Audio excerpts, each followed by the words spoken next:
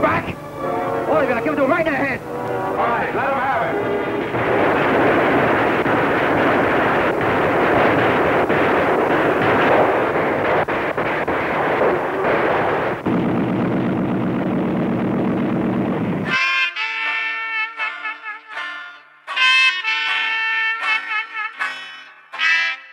Après avoir accédé à la gloire, en incarnant de sauvages gangsters, se frayant un chemin à coups de mitraillettes, James Cagney changea de camp et de méthode. Lorsqu'il produit et interprète Blood on the Sun en 1945, il incarne un défenseur positif de l'Amérique. Now look here, Oshma, I'm getting awfully tired of this. Your Chief Yamada is a very good friend of mine. I don't want to have to turn you in. Come, please. All right.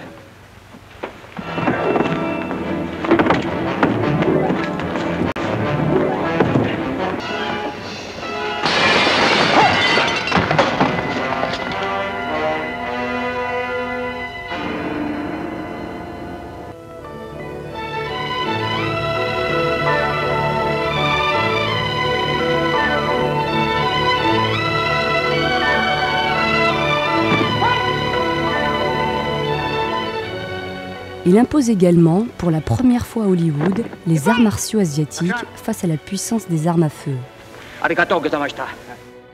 Derrière ce paradoxe apparent, Cagney respecte pourtant les règles de base de sa mythologie personnelle. Une mythologie qu'il a contribué à créer tout au long des années 30 en collaboration avec des cinéastes tels que William Wellman, William Kegley et Raoul Walsh. La révolte qui habite le personnage de Cagney ne se limite pas à son image cinématographique. Socialement impliqué, Cagney contribue à la création de la Screen Actors Guild, le syndicat qui défend les intérêts des acteurs face aux patrons des studios.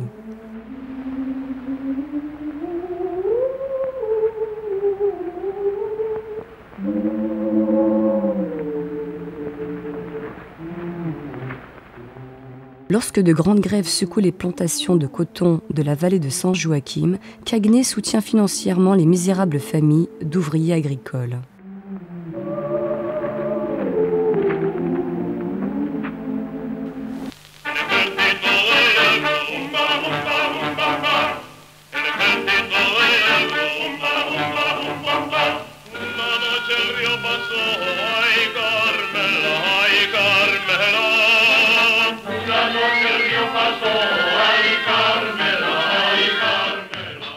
Lorsque les hommes de la brigade Abraham Lincoln s'embarquent pour l'Espagne afin de combattre le fascisme de Franco, James Cagney leur offre une ambulance.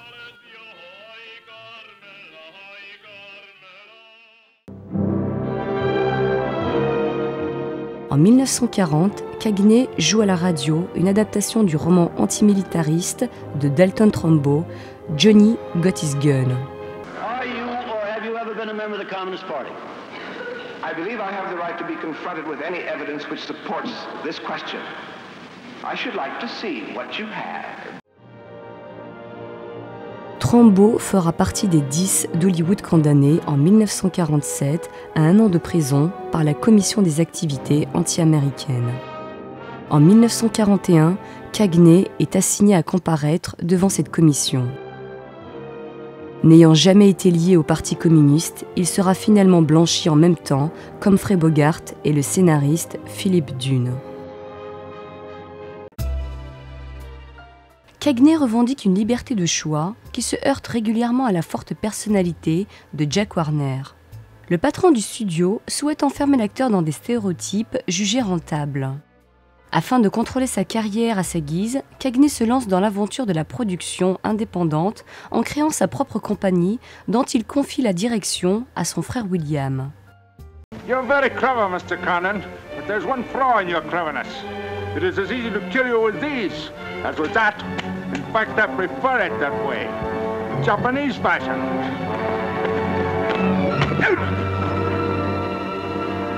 So, Deska.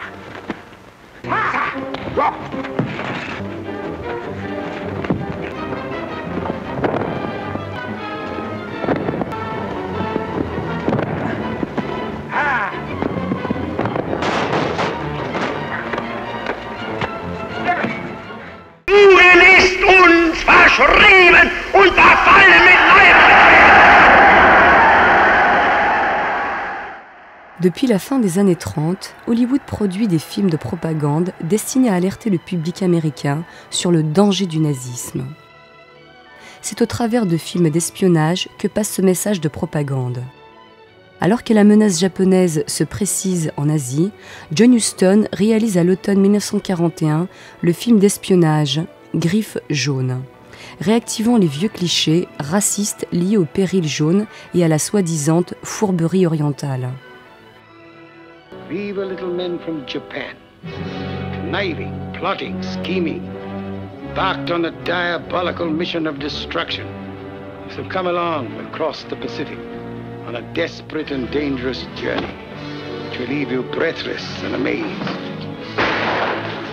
To the unbelievably exciting adventures of a soldier of fortune in a fascinating story of intrigue and murder and romance.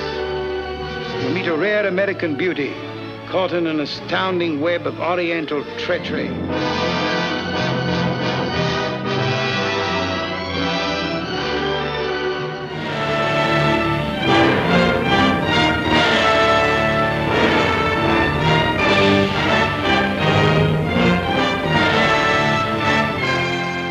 Le 7 décembre 1941, le bombardement par l'aviation japonaise de la flotte américaine, basée à Pearl Harbor, provoque l'entrée en guerre des États-Unis.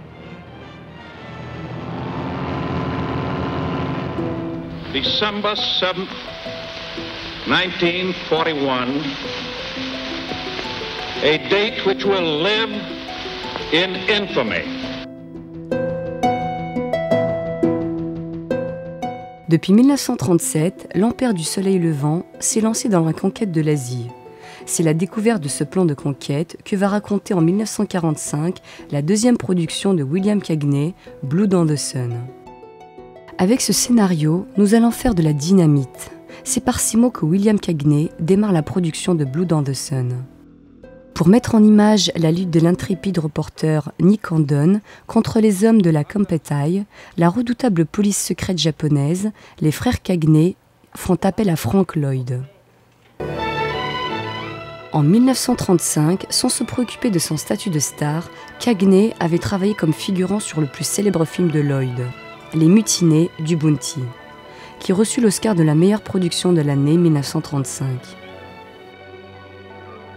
La direction artistique est confiée à Weir Hinen et Roland Fields, qui remporteront avec Blood on the Sun l'Oscar des meilleurs décors de l'année 1945.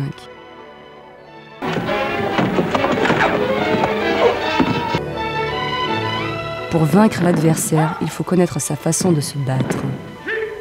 Au cours de son processus d'apprentissage de la culture japonaise, Cagney Handon ne peut échapper à une fascination évidente pour la civilisation de son adversaire. Blood on the Sun échappe en grande partie aux clichés xénophobes en vigueur à l'époque. La menace que représente l'Empire japonais pour la démocratie américaine n'est pas caricaturée dans de stupides formules racistes ou pseudo-religieuses. Elle est expliquée à travers son contexte idéologique et géostratégique. En outre, le film de Lloyd prend bien la précaution d'expliquer que tous les Japonais n'adhèrent pas à l'idéologie expansionniste de sa caste militaire. Without armed strength, we will perish. That is my view. Those views will lead Japan to disaster. We see the problem differently. That is true. To uphold my beliefs, I would die with honor. You, Baron Tanaka, will die only to erase your dishonor.